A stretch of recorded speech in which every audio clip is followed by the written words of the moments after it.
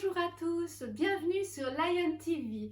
Je m'appelle Nejma et je me réjouis de passer ce temps avec vous pour vous parler de thème qui m'est à cœur, c'est résister, la résistance, résister au diable et il fuira loin de vous.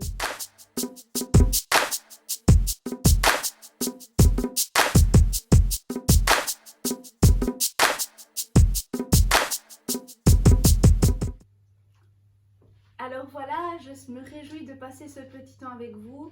C'est un thème qui m'a travaillé pendant des semaines et je me posais la question, qu'est-ce que j'allais en faire? Et j'ai de plus en plus eu à cœur de le partager et de le partager en vidéo aussi. Parce que je me suis dit qu'en fait, c'était quelque chose de... Plus je pensais à ça, plus ça devenait profond, plus je me disais aussi que c'est très actuel et quelque chose qui nous concerne tous à un niveau. Et voilà, bon, comme je vous ai expliqué, le thème que j'ai, c'est résister. Et résister au diable, il fuira loin de vous.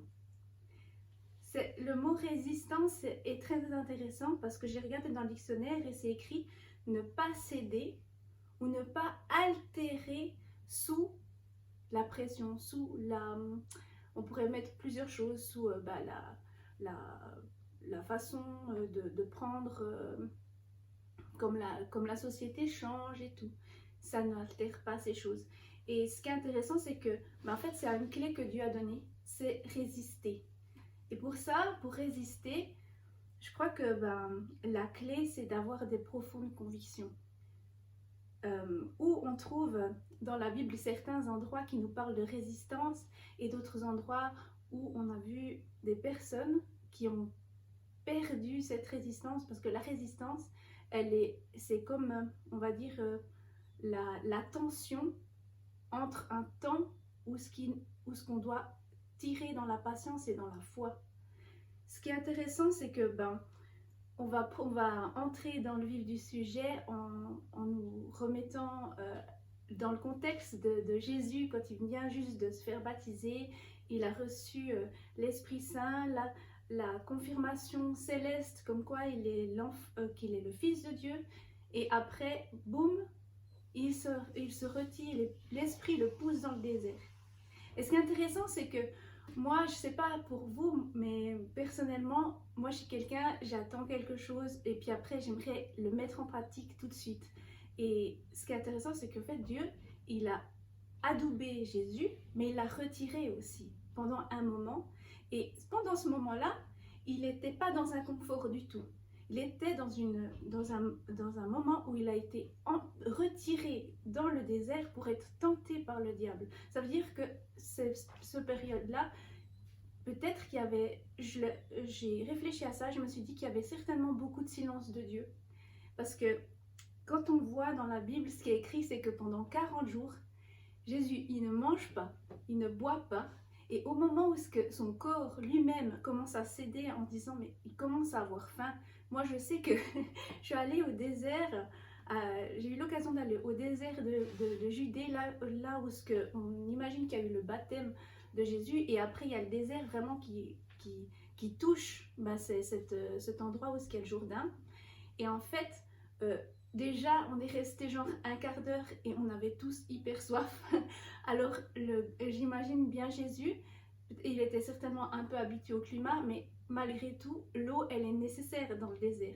Alors, quand on se retrouve à être poussé par l'esprit en disant, maintenant tu te retires, tu vas seul, là, dans ces montagnes. Et il n'a pas reçu, je ne crois pas qu'il a reçu, ce sera juste 40 jours, ça va se passer comme ci, et on va te demander ça. Non, souvent, quand Dieu nous pousse dans un temps comme ça, dans un temps où justement c'est notre résistance et notre foi qui va, et nos fondements qui vont être touchés. C'est un moment où il y a aussi c'est un moment qui peut durer un certain temps. Et nous, en règle générale, on ne connaît pas combien de temps ça va durer. Et là, en fait, après 40 jours, Jésus, il a faim. Et puis, qui c'est qui vient parler avec lui? Qui c'est qui va répondre à ses questionnements? C'est le diable. Première personne qui parle à Jésus, c'est le diable. Pourquoi? Pour le tenter. En lui disant, mais écoute, toi, tu as des dons, non? Et toi, tu as la foi. Tu peux faire quelque chose pour ta situation. Et j'ai l'impression que on peut vraiment se remettre à cette situation en se disant, mais dans chaque domaine, on a chacun un domaine personnel où on est dans une situation où ça a duré peut-être un certain temps. Et au moment où on se sent faiblir, et bien là, c'est là où le moment, on ne doit pas perdre notre attention. Et je crois qu'on se demande, quand Jésus s'est retrouvé dans le désert, ça a été un temps de maturité, où ce que Dieu a testé sa maturité.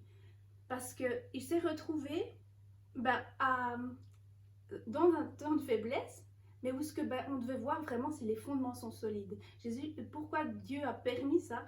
C'est parce qu'il allait donner une sacrée mission à Jésus. Et je crois que les gens qui sont appelés ou les gens qui ont la foi, ils vont se retrouver devant des situations où ils vont devoir être travaillés dans les fondements. Et ce moment-là, on passe de l'enfant qui reçoit tout de suite quand il fait des petits caprices ou quand il pleure quelque chose. Et puis après, il y a un moment où Dieu dit, est-ce que tu sais qui je suis pour toi? Et est-ce que tu sais quels sont qu'est-ce que j'attends de toi? Parce qu'après, c'est ce que le diable il vient dire, si toi ce que tu veux c'est tu viens pour sauver le monde, donc on peut faire comme ça, on va faire plus simple, on va s'arranger entre toi et moi, tu m'adores, on ne sait pas trop qu'est-ce que ça veut dire adorer exactement à ce moment-là, bien sûr nous on l'imagine en quelqu'un qui vient l'adorer, mais peut-être que le diable il est subtil, il sait un peu comment prendre les choses pour qu'on se dise ah ouais bon c'est pas vraiment bouderie, on s'est pas complètement corrompu. J'ai l'impression qu'on peut se retrouver dans ces situations-là, nous aussi, où on se retrouve dans des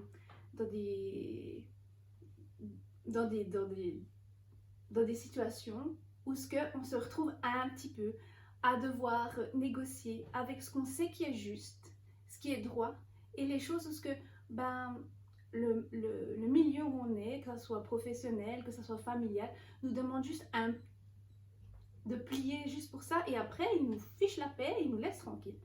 Et puis là il lui demande, il dit si tu fais ça, moi je te donne les royaumes que j'ai, parce que c'est à moi ces royaumes que tu viens que tu veux récupérer.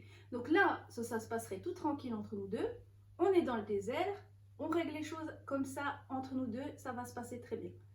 Et puis ça paraît pour nous, c'est vrai, quand on a tellement écouté cette histoire, ça nous paraît tellement évident de dire oh non, mais ça sentait la pression du diable, il devait tellement être dans l'oppression qu'il était là, non, je résiste, et puis je dis non, je ne veux pas, je n'adorerai que Dieu seul. Mais le diable est subtil, et je crois que dans notre vie, des fois on peut se retrouver dans ces situations et on s'en rend même pas compte. Il suffit qu'on soit dans une situation où on est avec des amis ou avec des choses, où tout d'un coup on nous dit mais écoute, ferme les yeux pour ça. Ferme juste les yeux pour ça, c'est pas bien, mais après, on te fiche la paix, on te fait confiance, tu peux entrer dans ces choses. Il suffit juste, par exemple, que tu fasses un petit peu la fête et puis que tu fasses des choses que normalement tu ferais pas. Et puis, après, on t'ouvre notre confiance. Et puis, là, on peut voir que dans la Bible, il y a eu d'autres scènes comme ça où il y a ou peut-être même eu des grandes pressions, parce que il y a une personne qui a beaucoup de pouvoir, on peut dire que c'est l'État qui a commencé à mettre la pression sur le peuple de Dieu, comme dans Daniel. Daniel, il s'est retrouvé, il y a cette fameuse histoire qui nous passionne tous, où il y a Shadrach, Meshach et Abednego, qui se retrouvent à devoir faire un choix très difficile, parce que le dictateur en place, l'État a décidé que la chose à faire maintenant, c'était adorer le roi. Et puis là, à ce moment-là, tous les autres ont trouvé normal de se dire finalement, on est là, on va sauver notre vie, notre cœur on le garde, on va peut-être pas faire ça de bon cœur, mais on va se plier. On va se plier et on va adorer, parce que la menace était très violente, c'était si vous ne le faites pas, vous allez vous retrouver dans une fournaise. Donc ça veut dire ils vont allumer un énorme feu, ou ce qu'ils vont faire un méchoui version un peu trop cramée. Voilà. Et ça, c'était pour les gens qui désobéissaient. Et il y a ces 3 personnages qui décident, parce qu'ils ont ces valeurs sont tellement profondes en eux qu'ils ne peuvent pas adorer un autre Dieu ou quoi que ce soit d'autre. Ils vont décider de ne pas s'agenouiller et de ne pas adorer l'idole qu'ils ont placée pour représenter le roi. Et là, ben, la conséquence, elle a été claire, ils ont dû aller dans le feu. Mais il faut bien se représenter que ces gens, quand ils ont fait ça, ils savaient pas trop qu'est-ce qui allait leur arriver. Je pense qu'ils espéraient en Dieu, comme il y a d'autres personnes qui ont dit « Bon, moi, je vais m'agenouiller, et puis, bah, toi, tu sais, Dieu, que je veux pas le faire. Alors, si tu veux pas que je le fasse, agis maintenant, et je ne le ferai pas. » Combien de fois on s'est retrouvés dans des situations où on était là « Ouais, ben, ça, on me pousse à faire ça, je veux pas le faire, mais si tu viens pas, Dieu, maintenant, je vais le faire, mais viens à mon secours et je ne le ferai pas. Viens interrompre les choses. » Et puis là, silence radio, Dieu, il n'est pas arrivé là. Il est arrivé pour ces 3 personnes dans la fournaise. Donc les personnes sont entrées, ils étaient là face à leur mort, ils étaient là face à leurs conséquences de résistance. Quand Shadrach, Meshach et Abednego se sont retrouvés dans la fournaise, ils étaient là face à leur mort et il y a eu un miracle. Quelque chose d'incroyable, c'est qu'il y a eu une personne qui est venue au milieu d'eux. Et puis ces 3 personnes ne sont pas été brûlées. Ils ne sentaient même pas la fumée. Et du coup, quand le roi a vu ça, ça a été un profond témoignage. Il les a sortis et il a décidé qu'il fallait... il a eu beaucoup de respect après pour le Dieu des Hébreux. Et c'est assez fort parce que je crois que c'est très actuel. On arrive dans un temps particulier où nous sommes touchés dans plusieurs domaines où ce qu'on va devoir énormément se positionner à l'encontre de ce qu'on attend de nous. Et même personnellement, je dirais, maintenant on arrive à la 3e tentation de Jésus. Et celle-là, elle m'a plus parlé que les autres parce que je trouve qu'on peut vraiment la représenter dans tellement de choses en ce moment et dans la vie normale en fait. C'est ce côté, ok, t'es un chrétien, tu crois, t'as la foi, et Jésus, à ce moment-là, il va être transporté sur le mont du temple. Donc je pense c'est en haut du temple, c'était un bâtiment très très haut. Et là, il y avait, je crois, une terrasse en face. Et le diable lui dit, écoute, si tu es le fils de Dieu, il faudra bien que tu le prouves au fond. Donc, je te propose ça. Tu n'as qu'à sauter, c'est haut. Mais rappelle-toi que dans la Bible, c'est très bien écrit que Dieu, il va faire quelque chose pour toi. Il va envoyer des anges et pour pas que tu te blesses. Et puis, cette phrase-là, cette perception-là, elle m'a beaucoup parlé.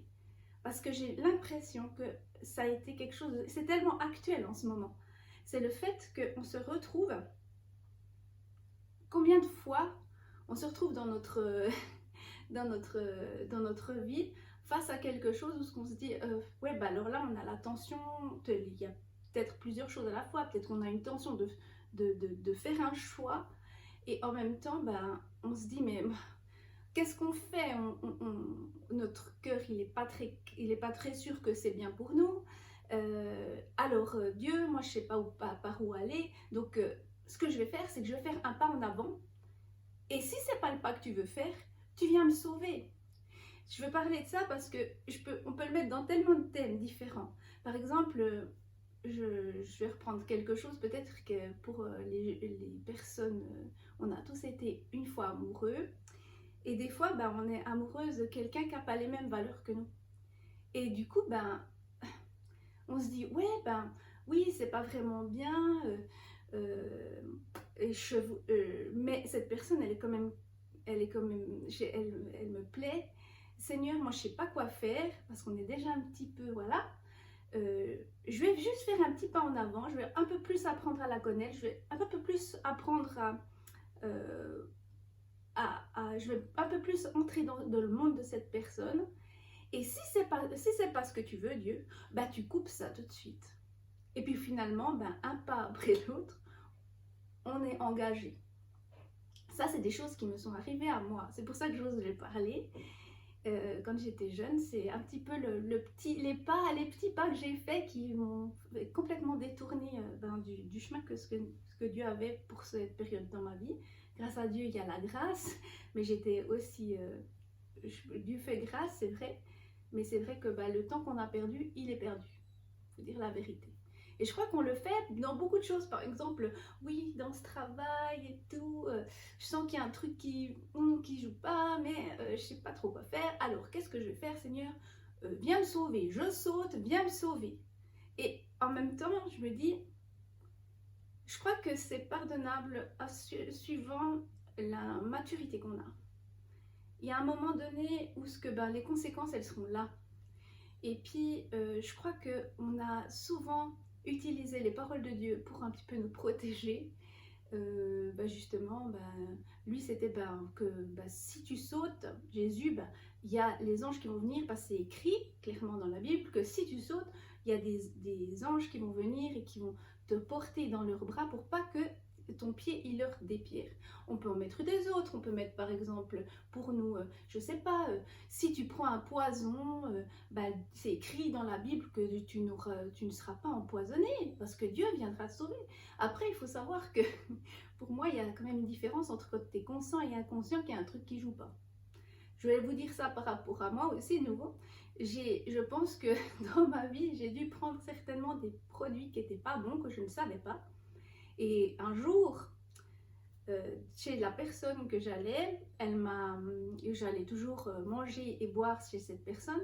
Et un jour, cette personne devant moi dit, mais quand je fais quand je prépare telle et telle chose, je mets ça parce que dedans, c'est de l'eau qui vient, et un truc qui est rapport avec une adoration religieuse. Et moi, j'avais ma boisson dans la main. Je me suis pas dit, ah ça m'a rien fait jusqu'à maintenant. Et puis Dieu, il a dit que ça j'avais aucune conséquence parce que moi, attention, je suis la fille de Dieu, donc tranquille, je vais boire parce que ça prouve que jusqu'ici, même si je bois du poison, ça me fait rien. Je suis allée avec mon verre et je l'ai renversé dans l'évier devant mes amis et devant les gens qui étaient auprès de moi, qui ont café sans moi, ils étaient un peu choqués, mais j'ai dit que moi, je pouvais pas faire ça. Et je crois que dans un sens, des fois, on se positionne pas assez comme ça. On a un petit peu l'envie de dire « Oh Dieu, je suis dans une situation compliquée, je vais faire ce qu'on me demande et après tu viens me sauver. » Et je pense que ça nous met des fois, ce qui est la réponse de Jésus quand le diable il a dit ça, il lui a dit « Mais saute et puis tu verras bien, c'est écrit, il va venir te sauver. » Jésus il a dit « Mais attends, mais il ne faut pas tenter le Seigneur. Je ne peux pas tenter mon Dieu. » Et je me dis, mais des fois, on fonctionne en tentant Dieu. Et pourquoi on en arrive là? C'est pas notre désir, on est d'accord.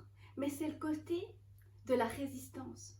La résistance, c'est quelque chose que tu tiens, des fois on sait que c'est pas bon pour nous, mais on n'a pas tout le cadre. Pourquoi c'est pas bon pour nous? Et du coup, on se dit, mais finalement, c'est pas si grave parce que, par exemple, pour cette personne, cette personne est quand même sympa, je m'entends super bien avec, c'est pas si grave, on va trouver un arrangement, ça va peut-être aller dans le bon sens. Ou autrement, pour un boulot, ouais, il me demande de faire telle et telle chose, mais finalement, il y a ça, mais il y a aussi des avantages et tout.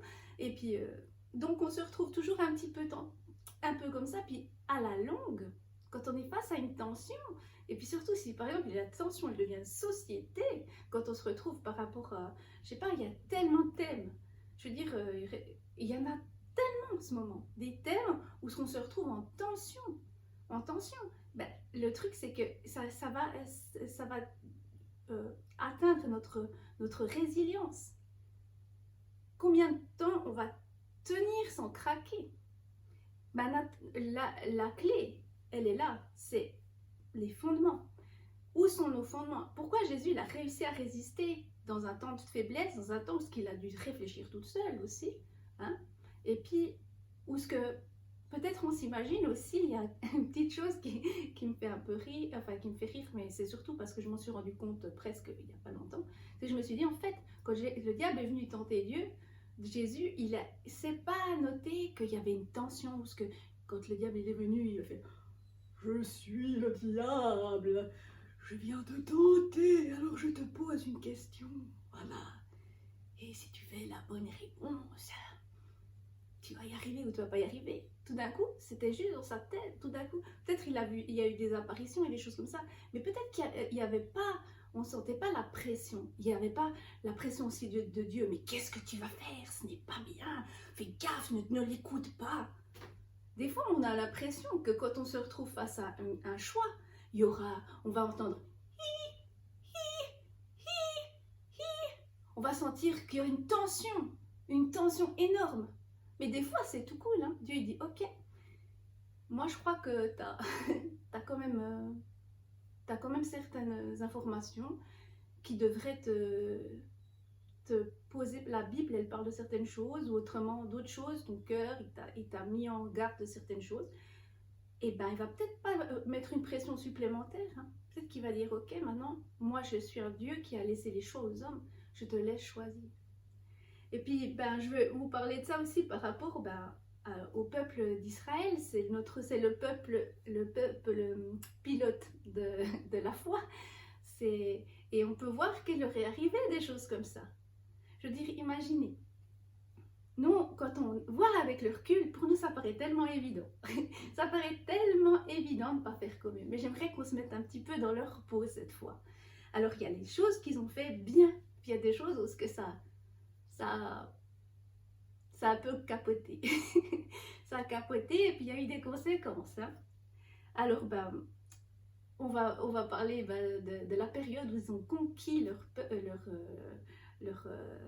territoire, Israël. Ce territoire béni, rempli d'histoires passionnantes de la Bible. Au moment où ils rentrent dans le pays promis, enfin, ils y sont, ça fait 40 ans, ils ont réussi à rentrer, ils vont avoir une super victoire avec Jéricho. Et pourquoi? À ce moment-là, Josué, il va se retrouver à devoir prier, puis Dieu va lui donner une stratégie un peu spéciale, où ce qu'ils vont devoir chanter autour de murailles. Donc, toutes les personnes qui sont un petit peu cartésiens ou qui ont besoin un petit peu de logique, vous pouvez m'envoyer un mail pour m'expliquer la logique des murs qui tombent quand on chante autour. Hein. Je crois que là, on peut dire que c'est aussi un miracle, quelque chose qu'on ne peut pas expliquer, mais ils ont obéi, donc ça a marché. Et après, on voit aussi que des fois, ils se disaient, mais en fait, on va trouver le truc, on est les enfants, on est le peuple élu. Donc, maintenant, il y a ce peuple-là, on va les attaquer. Ils sont arrivés tellement à avoir confiance à leur laurier, le fait que Dieu est avec eux, que des fois, ils ne consultaient même pas Dieu et ils prenaient des décisions. Et à ce moment-là, ils perdaient. Comme quoi, même si on sait un peu qui on est, on a toujours besoin de savoir quand Dieu il dit oui, maintenant ou non, pas maintenant. Et il y a aussi un endroit où ils ont eu un petit échec, un échec qui a dû durer des générations. C'est il y a un peuple, quand ils ont vu que ces Hébreux, ils gagnaient chaque bataille qu'ils recevaient, puis que le coup de Jéricho, puis après il y a eu d'autres, à chaque fois ça finissait ils finissaient par gagner et puis les autres c'était la totale débâcle. Ils se sont dit on va ruser, on va faire semblant que nous on est d'un pauvre pays éloigné et on va leur demander de faire alliance avec. Et le fait que des fois on ne remarque pas le piège parce que il passe par en dessous, au mieux de venir menaçant, il va venir par en dessous, il va faire la personne un peu victime. Et puis si on ne demande pas à Dieu, on ferait comme eux, c'est ça. On se dirait ouais, c'est logique ce qu'ils disent, c'est un peuple qui a besoin d'aide, nous on va faire alliance avec eux parce que c'est pas nos voisins. Et puis ils n'ont pas consulté Dieu, Et du coup, ils se sont retrouvés à faire alliance avec ce peuple. Et après, ils se sont rendus compte qu'en fait, ils se sont fait avoir et ils ont dû assumer cette alliance, le restant de jusqu'à maintenant, jusqu'à nos jours. Et ça, c'est des petites choses où on se dit, mais voilà, on peut vite se faire emballer par ce qu'on sait de nous. Ouais, si on est les fils de Dieu, on peut y aller, nanani. Ou autrement, on peut vite se faire emballer dans la peur. Par exemple, là, on a un exemple aussi. C'est Saul. Alors, moi, c'est vrai que quand on parle de Saul, les gens, ils sont assez durs. Et puis, j'essaie d'imaginer un peu ce que ça voulait dire être un Saul, des fois. Parce que je crois que des fois, on peut se retrouver dans certaines choses. On a souvent l'impression qu'on est les héros dans tout, mais je pense que si on regardait notre livre, il y a des choses où on s'est aussi un peu fait avoir, où on a fait des erreurs. Lui, il les a payées très cher. Et surtout, cette erreur qu'on va parler, c'est le moment où il va prendre la décision, il est face à l'ennemi. Alors, vous voyez, la tension, là, elle est bien claire. Le peuple qui vont devoir faire la guerre, il est peut-être à quelques tranchées de chez eux, hein, ils sont vraiment pas loin, et eux, ils sont pas en train d'attendre que les Israélites disent « Bon alors, vous êtes prêts les gars, on va faire la guerre ?» Non, il sait très bien que Saül, il sait très bien que dans très peu de temps, ils vont se faire ou attaquer, ou il faut qu'ils soient prêts, il faut qu'ils attaquent. Mais en même temps, il a une conviction, c'est qu'il faut que Dieu bénisse cette attaque, parce qu'autrement, ils vont perdre. Et là, il se retrouve dans une tension spéciale. C'est qu'il se dit, il faut qu'il y ait un sacrifice, c'est ce qui est prévu. Mais la personne qui doit faire le sacrifice, elle n'est pas là. Et du coup, il attend, puis il a commencé à flipper, ce qui arrive. Alors, qui ne flippe pas lance la première pierre à ce pauvre Saul. Et puis, il a fait une énorme erreur. Il a pris la décision de lui-même faire le sacrifice. Et à ce moment-là, au niveau spirituel, il a absolument tout perdu. Et au niveau aussi, au niveau héritage, pareil.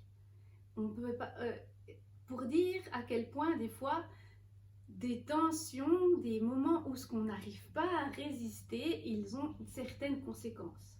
Lui, ça a été la fin de sa dynastie. C'est pas rien. Bien sûr, c'était quelqu'un avec énormément de responsabilités. Hein. Vous flippez pas.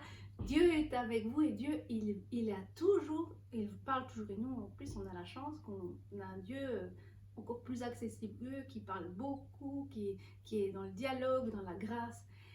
C'est pas pour autant qu'il faut en user. Hein. Je crois qu'on a fait beaucoup d'erreurs avec ça. Et puis, il a fait l'erreur de faire ce sacrifice. Et des fois, je crois que ça arrive qu'on le fasse exactement la même chose. Moi, j'ai entendu souvent des gens qui disaient « Ah, je sens que Dieu m'a stoppé en ce moment, il veut me parler, il veut que j'arrête, il veut que je me mette à plat, il veut que j'écoute. » Puis après, on fait ça comme Jésus dans les airs, 1 jour, 2 jours, 1 mois, 1 année. Et après on se dit, mais quand même, je sais ce qu'il faut que je fasse, j'ai mon identité en Christ, Et puis tout d'un coup, on se dit, je vais le faire, je vais réunir des personnes avec moi, alors bon, toi, tu vas faire ci, toi, tu vas faire ça, on va rentrer dedans. Sans que les choses, ça soit Dieu qui lui dise, ok, go, vas-y, ou ok, les choses, il amène lui-même. Comme Jésus, et comme dans Abraham, il a dit que Abraham, il a dit à son fils que Dieu allait pourvoir lui-même de son sacrifice, c'est ce qu'il a fait. C'est ce qu'il a fait. Et puis dans un sens, des fois, nous, c'est clair, hein, quand on est